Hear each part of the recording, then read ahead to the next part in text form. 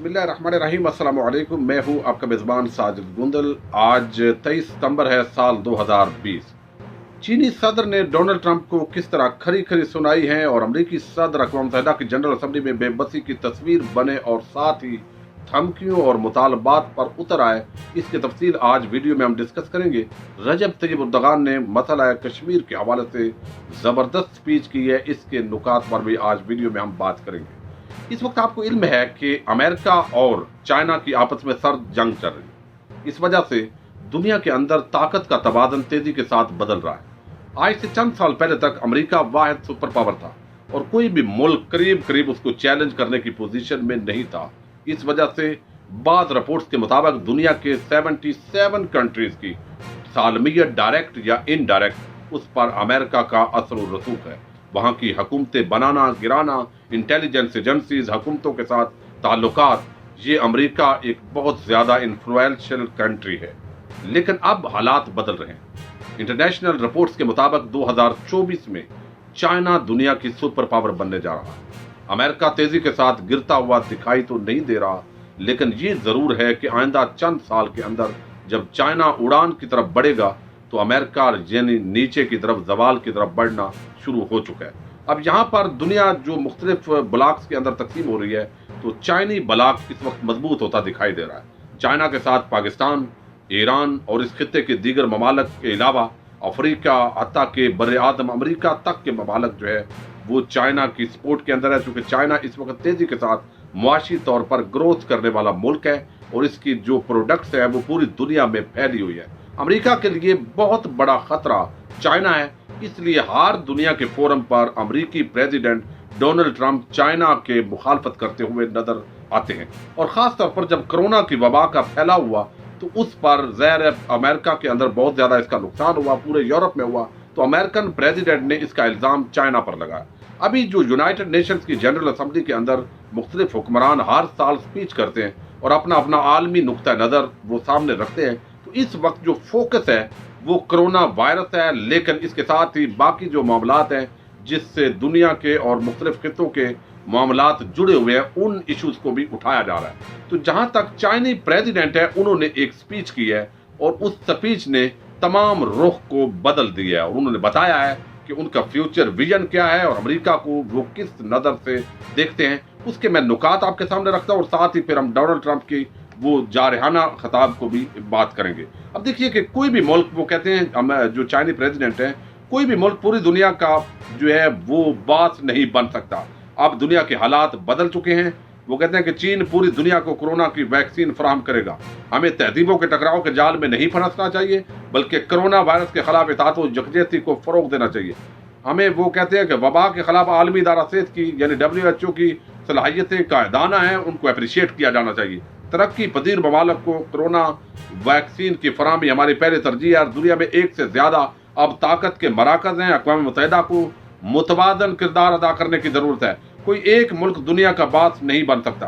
किसी मुल्क को ये हक हासिल नहीं कि वो दुनिया में आलमी ताल्लुकात में अपने तसल्लुत दिखाए और दूसरे ममालिक के मुस्तकबिल को कंट्रोल करे और तरक्की का फ़ायदा खुद उठाए। बड़े ममालिक को बैनुल अक़वामी क़वाइद-ओ-ज़वाबित और उनके वादों के मुताल्लिक़ पाबंद बनाने की ज़रूरत है। और वो कहते हैं कि ये सोच से निकलना चाहिए कि किसी मुल्क को हम खामखा नुकसान पहुँचाएंगे और उससे पूछा भी नहीं जाएगा। हमें सर जंग की ज़रियत से कुछ हासिल नहीं होगा, सबको मिलकर चैलेंजेस का मुकाबला करना होगा। दादागिरी का जगह बातचीत, हमें कसीर कुतबी दुनिया को कबूल करना होगा और बात करने से ज़्यादा अमल करके दिखाना होगा। ये अक़वाम मुत्तहिदा ने 75वें वर्ष में उम्दा काम किया है, यानी 75 ईयर्स हो गए हैं अक़वाम मुत्तहिदा को कायम हुए। इसको बरकरार रहना चाहिए और मज़ीद फ़ाल होना चाहिए। ये चाइना के प्रेसिडेंट ने स्पीच दी जिसके अंदर ज़बरदस्त मैसेज किया कि अमेरिका जो है वो थानेदार दादागिरी छोड़ दे और दुनिया को कबूल करे और ताल्लुकात जो है वो आपस के अंदर बामी जो एतमाद के हैं वो कायम होने चाहिए। दूसरी तरफ जो अमेरिकन प्रेसिडेंट डोनाल्ड ट्रंप है, एक तो अमेरिका के इलेक्शन आ रहे हैं, डोनाल्ड ट्रंप ये तासर दे रहे हैं कि उनको हराने के लिए चाइना से जो बाइडन है वो मदद लेंगे और अगर वो हट गया और उनकी जगह जो बाइडन प्रेसिडेंट बनते हैं तो इसका फ़ायदा जो है वो चाइना का होगा और चाइनीज़ जो एजेंसीज हैं वो मुझे हराने पर लगी हुई है। तो ये डोनाल्ड ट्रंप का जो दावा है ये बड़ा अजीब है और उन्होंने कोरोना की वबा का जिम्मेदार चाइना को करार दिया इस स्पीच के अंदर और वो क्या बातें की है वो भी मैं आपके सामने रखता हूँ। वो कहते हैं अमेरिकी सदर ने कहा कि चीन पर अक़वाम मुत्तहिदा चीन का एहतसाब करे, कोरोना के खिलाफ अमेरिकी जंग और दुनिया भर में इसके असरात जो है उसका जिम्मेदार चाइना है। हमें इस कौम का एहतसाब करना है जिन्होंने इस वायरस को दुनिया भर में फैलाया, और वो चीन है। चीन ने गैर मुल्कियों के चीन में दाखिले पर पाबंदी, जबकि चीन में मौजूद अफराद को बैरून मुल्क सफर करने की इजाजत दी, जिसकी वजह से पूरी दुनिया में कोरोना की वबा फैली है। अक़वाम मुत्तहिदा अगर बाकी मुअत्तर इदारा है तो उसे दुनिया में अपने हकीकी मसाइल हल करने के लिए किरदार अदा करना होगा। अक़वाम मुत्तहिदा को दहशतगर्दी, मनशियात स्मगलिंग, मजहब के नाम पर जुल्म सितम के साथ साथ कोरोना वायरस को फैलाने पर चीन हुकूमत का कड़ा एहतसाब करना होगा। तो ये जो अमेरिकन प्रेसिडेंट का रवैया है बड़ा जारहाना है, और इससे ये तो नहीं है कि अमेरिका और चाइना की कोई जंग लग रही है, लेकिन ये जरूर है कि इस वक्त जिस तरह तेजी के साथ एक तरफ चाइना ने भारत की बोलती बंद की है, और साथ ही पाकिस्तान, बांग्लादेश, ईरान और खित्ते के दीगर ममालिक के साथ एक अच्छे ताल्लुकात के साथ, हत्ता कि अफगानिस्तान को भी अपनी लपेट में ताल्लुकात के हवाले से लेता जा रहा है। तो ये एक बहुत बड़ा जो खास तौर पर सी पैक और पूरा एक इकोनॉमिक जोन बनने जा रहा है, वन रोज बेल्ट एक पूरा मंसूबा है जो पूरी एक मईशत की आप समझे कि रेलगाड़ी है, इस पर चलेगी, इन ममालिक की सारे ममालिक को फायदा होगा। ये अमेरिका के लिए और भारत के लिए काबिल कबूल नहीं है। अब यहाँ पर अमेरिकन प्रेसिडेंट एक तो इलेक्शन जीतने के लिए और दूसरा चाइना के सुपर पावर बनने के खतरे के पेश नजर वो कभी बहिरा रूम के अंदर और कभी साउथ चाइना सी के अंदर चैलेंज देने की कोशिश करता है, कभी भारत को धमकी देता है। लेकिन चाइना अब जिस तरह जारहाना अंदाज के अंदर अपने दिफा के अंदर आगे आ चुका है, यकीनन वो खित्ते की एक बड़ी ताकत, आलमी ताकत बनने जा रहा है, और इस हवाले से पाकिस्तान के लिए इसके अंदर बहुत ज्यादा फवायद है। अब दूसरी तरफ आते हैं, जनरल असम्बली का चूंकि इजलास जारी है, प्राइम मिनिस्टर इमरान खान भी वो स्पीच करने जा रहे हैं 25 सितंबर को, बड़ी तारीखी।